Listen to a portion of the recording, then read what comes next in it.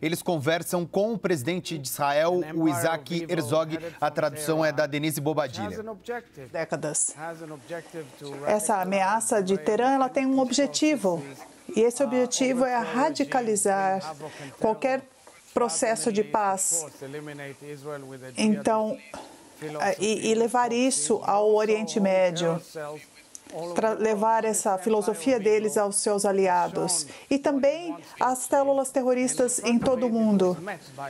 Então, o Irã mostrou o que eles podem conquistar, mas eles foram combatidos por uma coalizão muito forte com as forças de defesa de Israel e os seus aliados, incluindo dos Estados Unidos. Essa parceria de países, da qual eu gostaria de agradecer muito essa coalizão. Gostaria, liderada pelos Estados Unidos, quero agradecer o presidente Biden por essa liderança. Bom, os aliados de Israel incluem os Estados Unidos. E as forças de defesa disseram que 99% do ataque conseguiu ser contido. Então, o primeiro-ministro Netanyahu considerou isso uma vitória. Essa mensagem, é o que vocês querem transmitir ao Irã? Wolf, foi uma campanha grande de todos os lados, vindo pelos 4 lados na direção de Israel.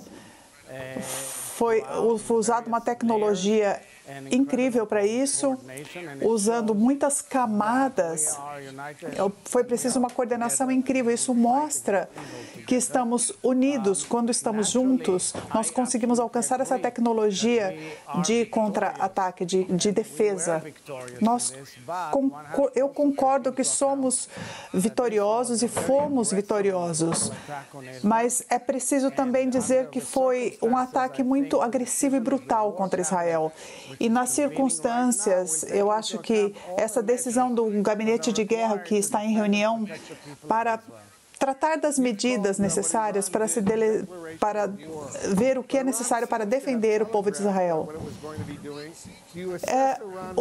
Parece que isso acaba sendo uma declaração de guerra e que isso acaba trazendo uma ampliação ao atacar o consulado. Depois daquela ação, parece que ao invés de diminuir a tensão, isso acaba trazendo uma tensão ainda maior, esse ataque de Israel em Damasco. Olha, em termos de escopo, foram mais de 350 armamentos, incluindo mísseis, drones. Foi um ataque muito agressivo e brutal. Foi uma declaração de guerra. E eu queria dizer que nós não estamos buscando a guerra. Nós sempre estamos buscando a paz. Nós queremos alcançar a paz na região, é para isso que lutamos ao longo dos anos. E nós acabamos encontrando um massacre terrível do Hamas, que é um outro aliado do Irã, isso no dia 7 de outubro.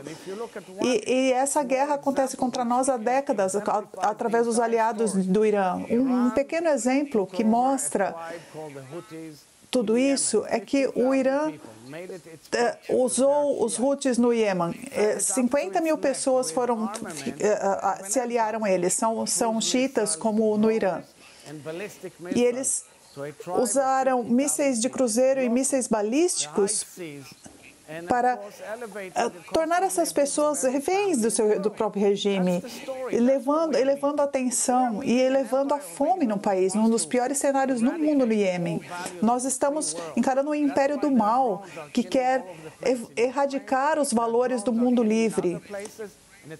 É por isso que esses drones estão matando pessoas na Ucrânia, estão matando em outros lugares. É a hora de falar para essas pessoas, não deixaremos. Como o presidente Biden disse, não façam isso. Nós falamos, não façam isso. E é por isso que eles encontraram uma resposta forte ontem à noite. E é preciso entender que esse é um outro desenvolvimento numa guerra que Irã está trazendo no mundo livre. E isso precisa ser tratado de acordo. Senhor presidente, algumas vozes políticas em Israel pedem uma resposta muito dura de Israel. O ministro Itamar Ben-Gvir, da Segurança Nacional, disse que se Israel não responder é loucura.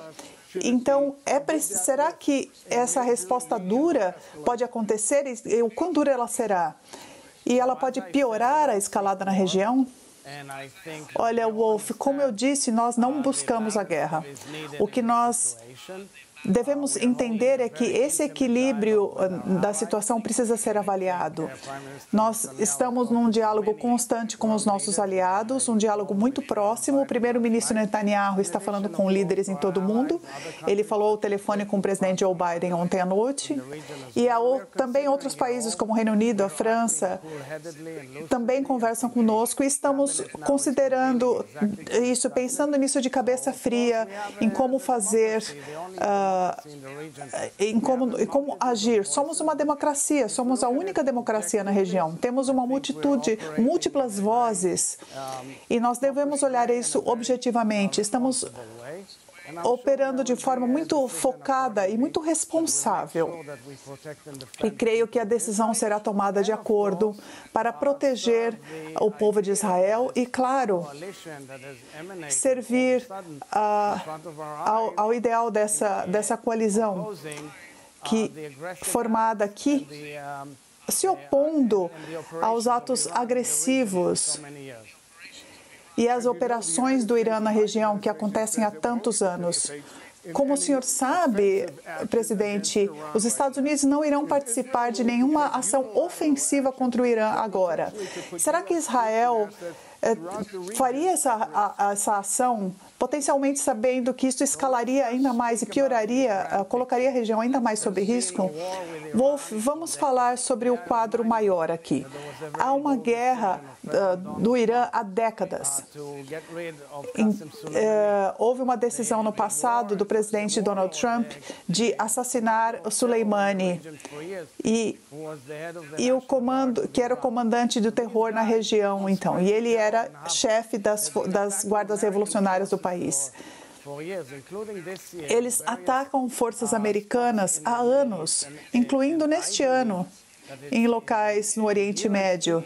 E eu acredito que acho que no interesse nacional dos Estados Unidos e, claro, dos países europeus e da região, é preciso buscar a paz, é preciso buscar a normalização das relações com Israel e dizer que nós somos fortes e agimos de acordo. Em relação às tecnicalidades sobre o que foi decidido, isso é preciso ser conversado com o governo de Israel, que, por sinal, está em reunião agora, certo, presidente? Os Estados Unidos defenderam fortemente o Israel contra o ataque do Irã.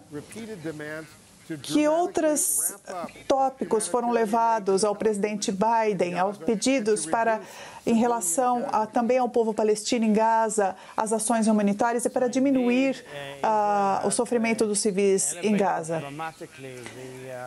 Wolf, Israel elevou bastante a ajuda humanitária, aumentou bastante a ajuda humanitária de forma dramática na faixa de Gaza.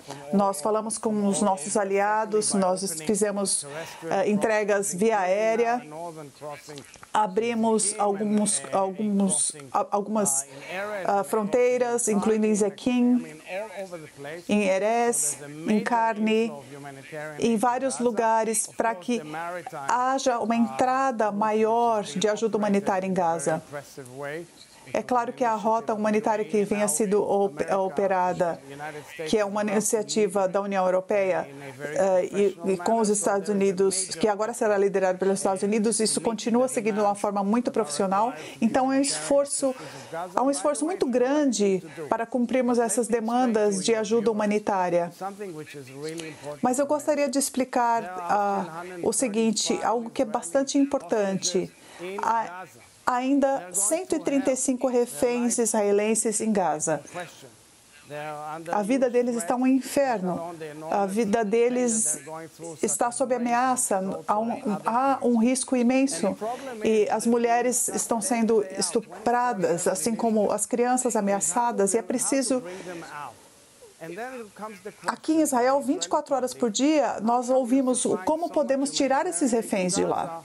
E nós podemos pensar como podemos levar ajuda humanitária em Gaza quando há reféns, quando há cidadãos em perigo e nós não sabemos o destino deles. Porque o Hamas não diz, eles são tão frios que eles não falam nem os nomes daqueles que estão vivos ou mortos. Então, há discussões aqui com o povo israelense também. Nós precisamos assegurar que os reféns voltem o mais rápido possível. Eu sei que é um compromisso que os Estados Unidos e líderes de todo o mundo trazem o tempo todo. Mas o Hamas, nas últimas 24 horas, pela quinta vez, se recusou a assinar mais um compromisso, uma proposta que foi feita a partir de uma proposta americana. É hora do mundo entender que é o Hamas que está se recusando a libertar os reféns. Com tudo isso acontecendo, senhor presidente, a ajuda americana da USAID, da Agência Americana de Ajuda, liderada por Samantha Power, tratou muito da fome. Há crianças morrendo de fome na faixa de Gaza. E como o senhor responde a essa acusação de que Israel está usando a fome como uma arma de guerra? Isso seria um crime de guerra, inclusive. Deus nos livre. Não temos a menor intenção de fazer isso. Nós tomaremos todas as medidas necessárias de acordo com o direito internacional e as leis humanitárias. Eu respeito Samantha Power e nós podemos checar essa informação. Nosso pessoal está sempre disponível. Estamos trabalhando muito próximos dos Estados Unidos e com outros aliados e nós avaliamos a situação hora a hora. Há um fluxo de ajuda humanitária entrando em Gaza. E eu rejeito essa acusação, até onde sei. Há tensões também entre o presidente Biden e o primeiro-ministro Netanyahu, que aumentaram nos últimos dias. O presidente Biden chamou a abordagem de Netanyahu como um erro. Como está agora o status dessa relação dos dois países? Olha, eu acho que dizem que a prova está no resultado final. Então, é um desafio histórico imenso que vivemos agora. Nós temos e ontem foi dito que nós temos uma aliança inabalável com os Estados Unidos. Os Estados Unidos responderam assim. Essa aliança, ela serve ao interesse nacional de ambos os países e também serve ao mundo livre. É um exemplo real de que nós podemos discordar em várias coisas, isso é legítimo. Nós temos alguns objetivos, somos um país pequeno, os Estados Unidos são um superpoder mundial, mas ao final do dia nós devemos ter um diálogo aberto, franco, entre governos. Sempre que eu puder dar o meu conselho em todos os lados, eu faço isso o quanto posso. Eu respeito imensamente os Estados Unidos, o seu governo, o povo dos Estados Unidos, mas todos nos enxergam e analisam esse conflito, que nos enxergam e analisam o conflito, devem entender nós estamos sendo atacados por um império do mal. É isso. Nossos cidadãos foram assassinados, estraçalhados, torturados, queimados de uma forma inacreditável, inédita. Foi um massacre. Eu chamo isso de massacre. Foi um massacre do Hamas. E esse massacre é algo inacreditável nos dias de hoje, na guerra moderna, em atividades modernas do ser humano. E quando eu vejo uma sessão conjunta do Congresso, por exemplo, em julho de 2019, no Congresso, eu disse que diga para nós o que está ameaçando a paz na região. E na época eu disse, e eu digo hoje, na reunião do G7, antes do 7 de outubro, o presidente Biden apresentou uma visão conectando Israel à Índia, que significa conectar a Europa ao Sudeste Asiático, conectar os Estados Unidos à Austrália e ao hemisfério Oriental. Essa é a paz que buscamos, que é a normalização. Alguém no Império do Mal decidiu acabar com essa visão. E nós devemos voltar a essa visão. Nós devemos buscar a paz com a Arábia Saudita, com os aliados na região. Mostrar a esses terroristas, a esses grupos em Teherã, que nós estamos juntos, fortes, e que nós vamos superar isso. Muito obrigado, presidente Herzog, por suas palavras, direto de Jerusalém. Muito obrigado.